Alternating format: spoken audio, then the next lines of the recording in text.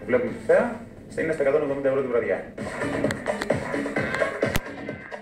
Αν μάλιστα έχετε και αυτή τη θέα, οι διακοπές σας γίνονται ακόμα πιο όμορφες, καθώς οι αξιώτες φημίζονται για τη φιλοξενία τους. Όλοι οι αξιώτες είναι ένας φιλόξενος λαός, πάρα πολύ φιλόξενος λαός, δηλαδή δεν θα πας πουθενά που να μην σε κεράσουν ένα κρασί, δεν θα πας πουθενά να μην σε κεράσουν μια ρακή.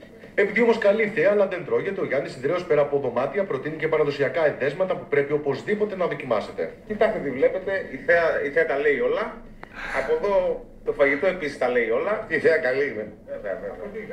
Είναι το παραδοσιακό ξενοτήρι της Νάξου, είναι κεφαλογρατιέρα και είναι προϊόν περιοχής Μικρής Βίγλας.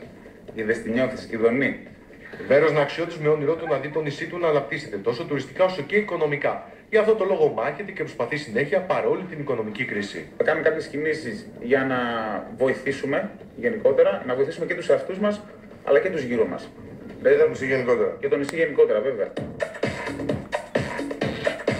Η Νάξος σας περιμένει στην καρδιά του Αιγαίου. Διακοπές ήρεμες αλλά και φθηνές εναλλακτικές. Γεμάτες από κόσμο είναι οι παραλίες της Χαλκιδικής.